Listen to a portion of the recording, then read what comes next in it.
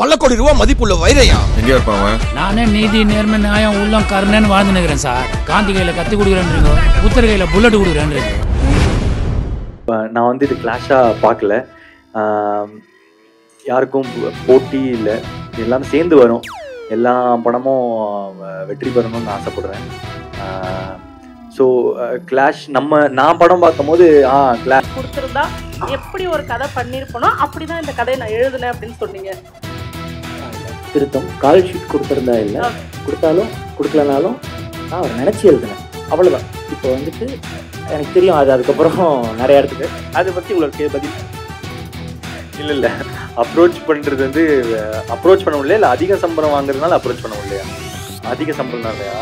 Director approach பண்ண மாட்டாங்க sir. அதிக சம்பளம் அந்த மேட்டர் ஒன்று வராது. ப்ரொடியூசர்ஸு அந்த ஏரியா தான்.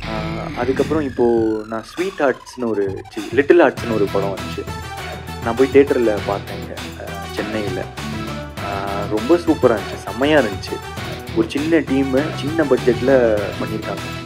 அப்படியே எதுவாக எந்த கஷ்டமாக இருந்தாலும் அதுக்கு மேலே ஒரு பாயிண்டில் அக்செப்ட் பண்ணிடுவோம்ல. சரி இதுதான் நடக்க போகுது, நடந்துச்சுன்னா நம்ம அதை எப்படி அக்செப்ட் பண்ணலாம்.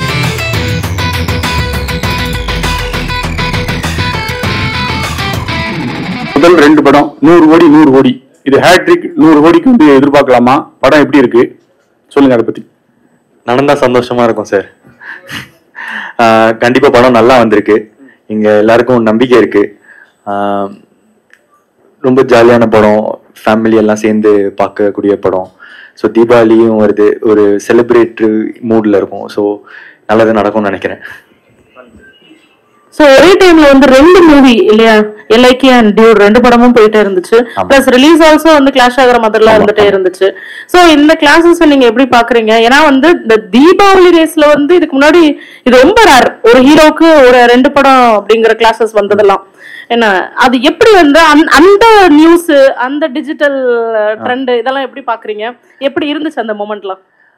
அந்த மொமெண்ட் வந்து ஆக்சுவலா கொஞ்சம் கஷ்டமா தான் இருந்துச்சு. ஐ மீன் ஏன்னா 2 படம் வந்து ஒரு டைம்ல வரது வந்து நல்லது இல்லை 2 படத்துக்குமே. ஸோ ஃபர்ஸ்ட் கொஞ்சம் கஷ்டமா இருந்துச்சு. அதுக்கப்புறம் லைஃப்லயே எந்த கஷ்டமா இருந்தாலும் அதுக்கு மேல ஒரு பாயிண்ட்ல அக்செப்ட் பண்ணிடுவோம்ல. சரி இதுதான் நடக்க போகுது, நடந்துச்சுன்னா நம்ம அதை எப்படி அக்செப்ட் பண்ணலாம், அதுல இருக்கிற நல்லதெல்லாம் பார்க்க ஆரம்பிப்போம். ஸோ அந்த மாதிரி ஓகே இது வரைக்கும் வந்ததே இல்லைல்ல, வரட்டும் எல்லாரும் பேசுவாங்க, இந்த மாதிரிலாம் யோசிக்க ஆரம்பிச்சேன்.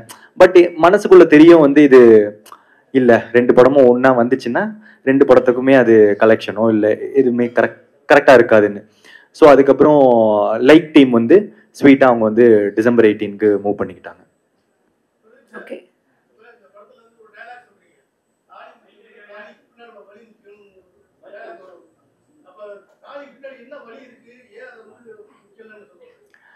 சார் என்னன்னா இப்போ ஒரு கல்யாணம் பண்ணிட்ட பிறகு அதுக்கப்புறம் அந்த குடும்பத்துல நிறைய பிரச்சனை இருக்கலாம் சார். ஃபார் எக்ஸாம்பிள் டவுரி பிரச்சனையோ, இல்ல அந்த கணவர் வந்து மனைவியை வந்து அடிக்கிறதாவோ, இல்ல இப்பெல்லாம் மனைவியும் அடிக்கிறாங்க. ஸோ அதனால இந்த மாதிரி ஒரு அப்யூசிவ் ரிலேஷன்ஷிப்போ, ஒரு பொண்ணோ இல்ல ஒரு பையனோ அந்த வழியெல்லாம் தாங்கிட்டு இருக்கணும்ன்ற அவசியம் இல்லை. அந்த தாலியை விட அந்த பின்னாடி இருக்கிற அந்த பொண்ணோட மனசுக்கு தான் இன்னும் வேல்யூ அதிகம் அப்படின்னு சொல்லியிருக்கோம்.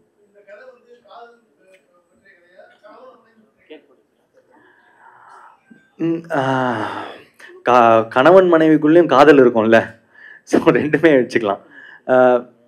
நிறைய ரிலேஷன்ஷிப் இருக்கும் சார். பையன் மாமா பொண்ணு, அதுக்கப்புறம் பையன் மாமா அம்மா பையன், இதை பற்றின எல்லாத்தோட சேர்த்துன கதை தான். ஆமாம், அதை தாண்டி இன்னும் ஒரு ஸ்ட்ராங்கான சோஷியல் மெசேஜ்லாம் கூட இருக்குது. இப்போது இந்த டைமுக்கு ஒரு ரொம்ப முக்கியமான ஒரு இஷ்யூவாக இருக்கும், அதை பேசியிருக்காரு டைரக்டர்.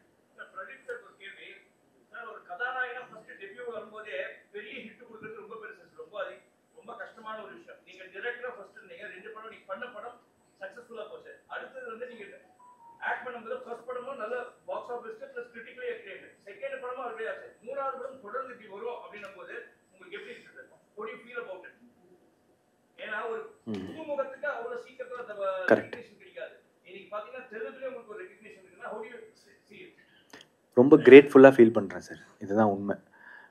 எல்லாருக்கும் நடக்கிறது இல்லை.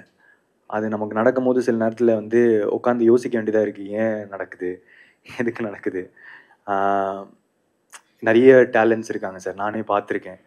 ஸோ அதெல்லாம் தாண்டி சில நேரத்தில் நமக்கு இவ்வளோ லவ் கிடைக்கிது அப்படின்னு பார்க்கும்போது சில நேரம் நானும் உட்காந்து யோசிப்பேன், எதுக்கு சொல்லும் போது லாஸ்ட்டில் எதுவுமே ஆன்சர் இல்லாத போது ரொம்ப கிரேட்ஃபுல்லாக ஃபீல் பண்ணி ரொம்ப தேங்க்ஃபுல்லாக இருக்கிறது மட்டும்தான் சார் சொல்யூஷன். அவ்வளோதான். Okay, hi Pradeep, this is Rohini from new Indian express. பொதுவாகவே வந்து பொங்கல் தீபாவளி அப்படின்னாலே பெரிய ஒரு ட்ரெண்ட் செட் வந்து கிரியேட் பண்ணியிருக்காங்க இண்டஸ்ட்ரியை பொறுத்த வரைக்கும். பெரிய படங்கள், ஒரு பெரிய ஹைப் எக்ஸ்பெக்டேஷன்ஸ் அப்படின்னு. பட் இந்த டைம் பொறுத்த வரைக்கும் 2025ல் எல்லாமே ஜென்சி ஹீரோக்களுடைய கிளாஷாக வந்து இருக்கே. ஸோ அந்த ஒரு காம்படிஷன் வந்து எப்படி பார்க்குறீங்க? ஏன்னா உங்கள் கூட ரிலீஸ் ஆகிற அத்தனை படங்களுமே வந்து பார்த்தீங்கன்னா ஜென்சியோட ஃபேவரட்டாக இருக்காங்கல்ல, அந்த ஹீரோக்கள் படமாக ரிலீஸ் ஆகுது. ஸோ முழுக்க இந்த கிளாஷ் எப்படி பார்க்குறீங்க?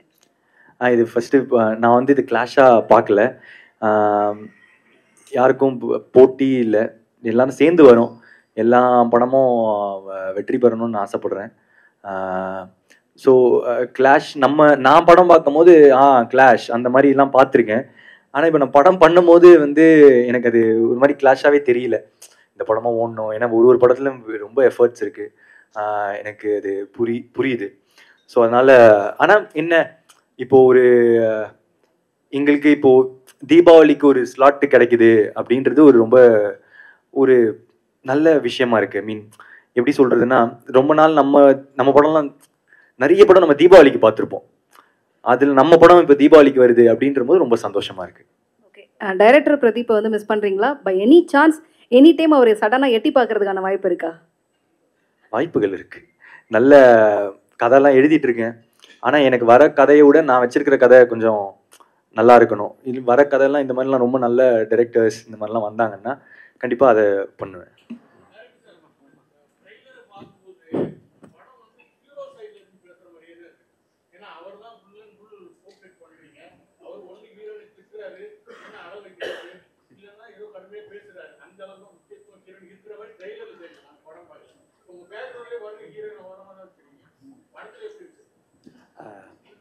எல்லாருக்கும் வணக்கம்.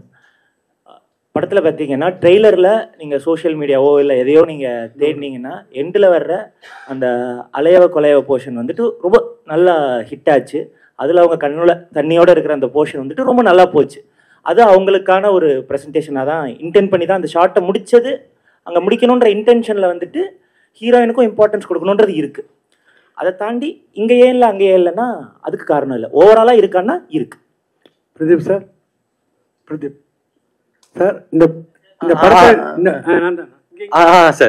இந்த படத்துல நீங்களும் ஸ்கிரிப்ட் பண்ணிருக்கீங்கன்னு கேள்விப்பட்டோம்.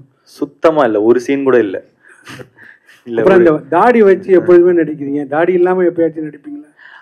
நடிக்கலாம் சார். என்னன்னா தாடி எடுத்தா ரொம்ப கொஞ்சம் சின்ன பையன் மாதிரி இருக்கேன்னு ஃபீல் பண்றாரு. இருக்குமே, ஹீரோ மாதிரி தானே இருக்கும். ஆமா சார். அடுத்த படத்துல ட்ரை பண்ணுங்க. சரிங்க சார். சார், ப்ரொடியூசர் சார், இந்த படம் தமிழ் படம் எப்படி இருக்கு? தெலுங்குல ஈஸியா இருக்கா? தமிழ் டெக்னீஷியன்லாம் எப்படி பண்றாங்க? அடுத்த ரஜினியை வச்சு நீங்க பண்றதா இங்க ஒரு ரூமர் இருக்கு, அது உண்மையா?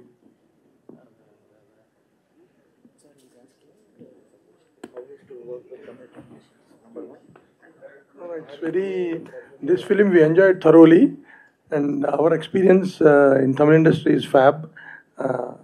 Our first film is Good, Bad, Ugly, and we can't expect any better launch than that. And this team is we can do any number of films with this kind of team, and we are so happy. And Sir, Pradeep sir.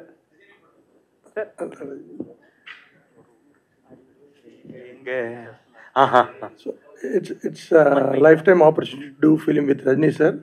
We are trying to take good script to sir, and if he agrees, what more we want? Thank you. Pradeep sir, Jude Pradeep வாழ்த்துக்கள். இங்கே sir, என்னென்னா நம்ம Sai news director அவர் கூட join பண்ணும்போது உங்களுக்கு என்ன தோணுச்சு? பாட்டு ஹிட்டாக வந்து ஒரு விஷயம் போச்சு, அனிருத்தை விட நல்லா பண்ணுறாருன்ட்டு. அப்போ உங்களுக்கு என்ன தோணுச்சு? டைரக்டர் கிட்ட என்ன பேசுனீங்க? பாட்டு இல்லை, நான் ஃபர்ஸ்ட் டைம் ஊரும் பிளட் வந்து போய் ஸ்டுடியோவில் கேட்டேன். ஸ்டுடியோவில் கேட்கும் போதே எனக்கு ரொம்ப ஃப்ரெஷ்ஷாக இருந்துச்சு. ரொம்ப புதுசாக இருந்துச்சு சவுண்டிங் அண்ட் நாங்கள் அந்த ஸ்டைல்ஸ் பற்றிலாம் அந்த பாட்டோட ஸ்டைல் அதை பற்றிலாம் டிஸ்கஸ் பண்ணிட்டு இருந்தோம். அப்போது இது ஷுவராக ஹிட்டுன்னு தெரிஞ்சிருச்சிங்க அப்போவே. ஸோ அந்த பாட்டோட ரிசல்ட் வரும்போது நாங்கள் ரொம்ப பெருசாக பேசிக்கல, ஏன்னா நாங்கள் எதிர்பார்த்தது தான் அது. பிரதீப் சரிங்க சார். பிரதீப் சரிங்க. Thank you sir, thank you so much sir. Sir sir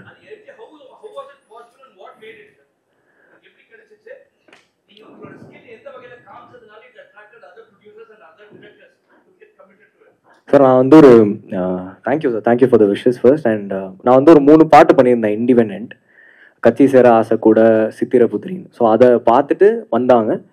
and முக்கியமாக ஒரு டெபியூட்டன் நம்பி இவ்வளோ பெரிய ப்ரொடியூசர்ஸ் வரும்போது, அப்போ நம்மளுக்கு தெரியல நம்மளை நம்பி இத்தனை ப்ரொடியூசர்ஸ் வராங்க, இத்தனை டைரக்டர் வராங்கன்னா நம்மளை சாட்டிஸ்ஃபை பண்ண இல்லை, நம்மக்கிட்ட ஏதோ ஒன்று பிடிச்சிருக்கு, அதை நம்ம நல்லா டெலிவர் பண்ணுவோம் நம்பி வராங்க. ஸோ அதை நல்லா பண்ணியிருக்கேன்னு நினைக்கிறேன். உங்களுக்கு பிடிச்சதுன்னா ரொம்ப சந்தோஷம். Thank you sir. பிரதீப் சாருங்க. தமிழ் சினிமாவோட ரஜினி சாருக்கு ஒரு பேர் இருக்குது, அவர் ஃபார்முலா பிரேக் பண்ணார் அப்படிங்கிற மாதிரி ஒரு விஷயம் இருக்குது இல்லையா? ஸோ இப்போ ரீசெண்டாக பிக் பாஸில் வந்து நாகார்ஜுனா சார் ரஜினி சார் தனுஷ் கூட உங்களுக்கு கம்பேர் பண்ணி பேசியிருந்தார். ஸோ அதை பற்றி என்ன நினைக்கிறீங்க நீங்கள்? ரொம்ப சந்தோஷமாக இருந்துச்சு சார். ஏன்னா நாகார்ஜுனா சார் மாதிரி ஒரு பெரிய ஹீரோ வந்து அந்த ஒப்பிட்டு பேசும்போது உண்மையிலே ரொம்ப சந்தோஷமாக இருந்துச்சு. இல்லை அந்த ஃபார்முலா நீங்கள் பிரேக் பண்ணிட்டீங்கன்னு நினைக்கிறீங்களா? ஃபார்முலானா என்ன சார்? அதாவது அது ஃபார்முலா நான் சொன்னாரு அந்த டைம் வந்து அவர் வந்த பிறகு ஒரு சினிமாவே கொஞ்சம் மாறிச்சு, அந்த ஒன்று மாற்றினாங்க. அந்த மாதிரி ஒரு ஜென்ரேஷன்ல இப்போ உங்களை நான் அப்படி பார்க்குறேன் அப்படின்னு சொன்னாரு. அந்த மாதிரி நான் நினைக்கிறேன், அவர் நினைக்கிறாரு, அதுக்கு நான் சந்தோஷப்படுறேன் சார். Thank you sir.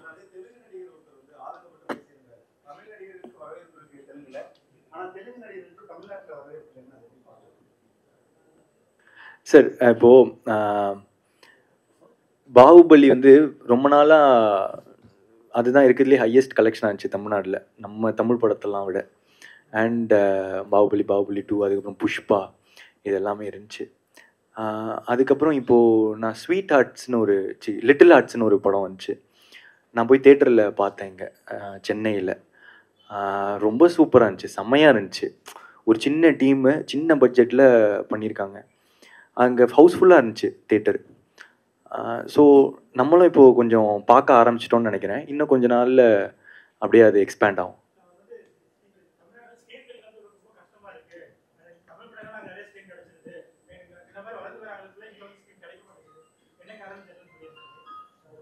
அதான் சார், இப்போ லிட்டில் ஆர்ட்ஸ் வந்து ஒரு சின்ன படம் தான். அது இங்கே தேட்டரில் தான் பார்த்தேன், ரொம்ப நல்லா இருந்துச்சு.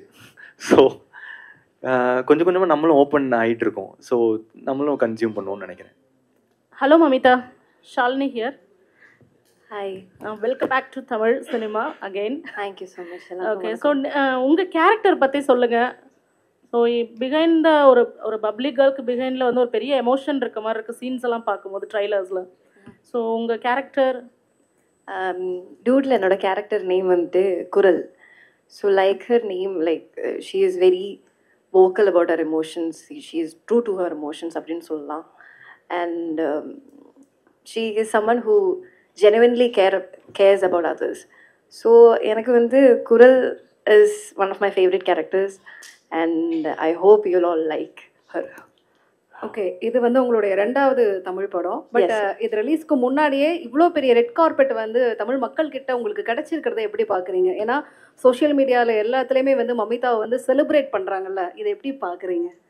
ஐயோ, எனக்கு ரொம்ப கிரேட்ஃபுல்லாக இருந்துச்சு. பிகாஸ் நான் நடித்தது வந்துட்டு ஒரு மலையாளம் படம் அண்ட் அது வந்துட்டு எல்லாருமே like in Telugu language also it got a big எப்படி சொல்கிறது ரிசெப்ஷன். சத்தியம் பண்ணா, I mean to be very honest.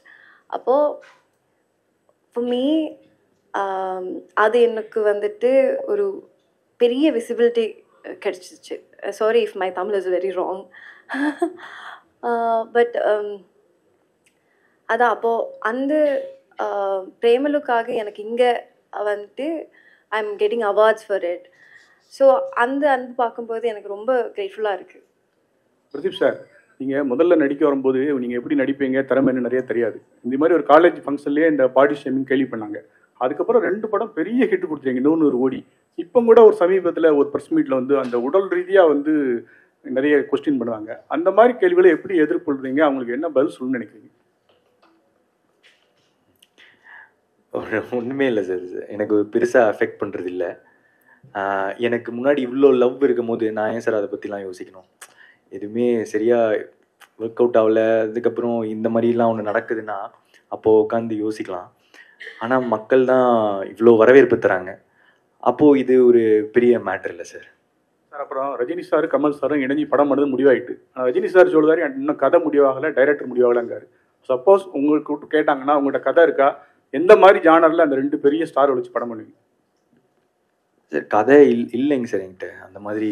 ஆமாம், 2 பெரிய லெஜெண்ட்ஸ் சார், அவங்க 2 பேரும் சேர்த்து கனவுல கூட யோசிச்சிருக்க மாட்டோம். சும்மா ஜாலியாக வீட்டில் இருக்கும் போதெல்லாம் யோசிப்போம், ரஜினி சாருக்கு இப்படி ஒரு கதை இல்லை அந்த மாதிரிலாம் இருந்து ரஜினி சாரும் கமல் சாரையும் சேர்த்து வச்சு ஒரு கதையை நம்ம அந்த மாதிரிலாம் அந்த மாதிரி யோசிச்சு அந்த மாதிரி ஒரு கதை பண்ணது இல்லை.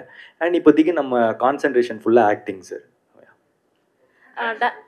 One second, director sir actually இந்த கொஸ்டினோட இன்னொரு வெர்ஷன் நம்மளோட மீட்டில் நீங்கள் ஒன்று சொன்னீங்க, ஒருவேளை ரஜினி சார் எனக்கு ஒரு 30 இயர்ஸில் வந்து கால் ஷீட் கொடுத்துருந்தா எப்படி ஒரு கதை பண்ணியிருப்பனோ அப்படி தான் இந்த கதையை நான் எழுதுனேன் அப்படின்னு சொன்னீங்க. இல்லை திருத்தம், கால் ஷீட் கொடுத்துருந்தா இல்லை, கொடுத்தாலும் கொடுக்கலனாலும் நான் அவர் நினச்சி எழுதினேன், அவ்வளோதான். இப்போ வந்துட்டு எனக்கு தெரியும் அது, அதுக்கப்புறம் நிறைய இடத்துல பார்த்தேன்.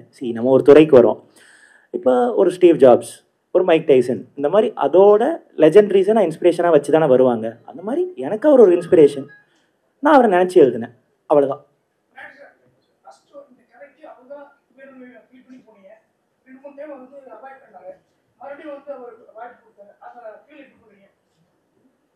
சார் கேள்வி புரியல.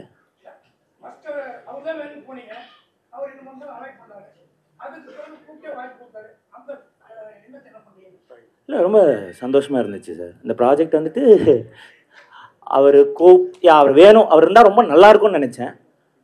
அவர் இல்லை அப்படின்ட்டோன்னே வேறு யாரையாவது வச்சோம், ஏன்னா கதை பண்ணி ஆகணும், அந்த படம் எனக்கு ஸ்க்ரீனில் வந்தாகணும், அப்படி தான் போனேன். பட் திரும்ப இவர் கூப்பிட்டு வந்தோடனே சூப்பர், நம்ம நினச்ச மாதிரியே வரப்போகுதுன்ற சந்தோஷம் அதிகமாக இருந்துச்சு.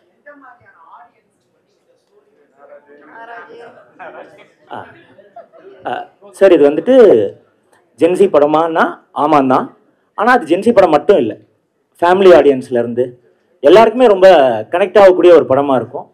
அண்ட் இது வந்துட்டு யாரோ கேட்டிருந்தாங்க காதல் படமா லவ் ஃபிலிமா அப்படி இப்படின்ட்டு. இது லவ் ஃபிலிம் தான். It talks about right to love. Okay, சாயபயங்கர் ஒரு கேள்வி, எந்த அளவுக்கு வந்து உங்களோட மியூசிக் வந்து செலிப்ரேட் பண்ணப்படுதோ சேம் அதே டைம் வந்து நிறைய நெகட்டிவிட்டி அண்ட் ட்ரால்ஸும் உங்களை சுற்றி வந்து சரௌண்ட் ஆயிருக்குல்ல, அதெல்லாம் எப்படி ஹேண்டில் பண்ணுறீங்க? ஆல்ரெடி சொல்லியிருந்தேன், நான் ட்விட்டர்லேயும் இன்ஸ்டாலையும் பெருசாக இல்லைன்னு. ஸோ அது ஒன்று இருந்தாலே அது அந்த ஒரு ஹேபிட் இருந்தாலே போகிறோம்னு நினைக்கிறேன் இது ரெண்டுத்துலேருந்தும் தப்பிக்கிறதுக்கு. ஸோ நான் மோஸ்ட்டாக ஸ்டூடியோவில் தான் இருப்பேன். நான் I don't even normally also like சும்மா கூட வெளில எப்பயுமே போக மாட்டேன், என் டைரக்டருக்கு தெரியும் என்னை பற்றி. ஸோ அதனால் வந்து I have fun making music and that gives me so much high. So நான் எனக்கு பிடிச்சிருக்குன்னு நான் ஜாலியாக பண்ணுறேன். நான் வந்து இன்னொருத்தருக்கு பிடிக்கணும் கண்டிப்பாக, அந்த ஆசை இருக்குது, ஆனால் கன்வின்ஸ் பண்ணுறதுக்கு நான் பண்ணல. ஸோ அதனால் நான் ஜாலியாக எனக்கு பிடிச்சதை பண்ணுறேன் அண்ட் மக்கள் அதுக்கு ரொம்ப நல்லா சப்போர்ட் பண்ணி விஷஸ் கொடுத்துட்ருக்காங்க. நீங்கள் நீங்கள் யோசிச்சு பார்த்துருப்பீங்களா? இல்லை நான் கூட யோசிச்சு பார்த்ததே கிடையாது இந்த மாதிரி ஒரு லான்ச் கிடைக்கும்னு. ஸோ அதனால் எல்லாமே பை காட்ஸ் கிரேஸ் தான். பிரதீப் சார் இங்கே சார், நீங்கள் தொடர்றதெல்லாம் வெற்றியாக இருக்குது. ஸோ வந்து நீங்கள் எது தொட்டாலும் 100 கோடி கலெக்ஷன் வருது, அதனால் வந்து உங்களை வந்து சரியாக அப்ரோச் பண்ண முடியல, டேரக்டர் கேட்குறாங்க அதிக சம்பளம் வாங்குறேன்னு சொல்லிட்டு ஒரு விஷயம் போயிட்டுருக்கு, அதை பற்றி உங்களுக்கு பதில்? இல்லை அப்ரோச் பண்ணுறது வந்து அப்ரோச் பண்ண முடியல, இல்லை அதிக சம்பளம் வாங்குறதுனால அப்ரோச் பண்ண முடியலையா? அதிக சம்பளம்னாலையா? டைரக்டர் அப்ரோச் பண்ண மாட்டாங்க சார், அதிக சம்பளம் அந்த மேட்ரு ஒன்று வராது. ப்ரொடியூசர்ஸு அந்த ஏரியா தான். எனக்கு அந்த மாதிரி ஒன்று இதுவே இல்லை சார். நான் தொடர்ந்து ரொம்ப எனக்கு சம்பளம் கொடுக்குற இதெல்லாம் ரொம்ப கம்மி சார் இவங்களுக்குலாம். இவங்க ரொம்ப பெரிய ப்ரொடியூசர். ஸோ இவங்களோ இல்லை நான் பண்ண ஏஜிஎஸோ அதெல்லாம் வந்து ஒரு மேட்டரும் இருக்காது சார். அந்த மாதிரி இல்லைன்னு நினைக்கிறேன், வதந்தி.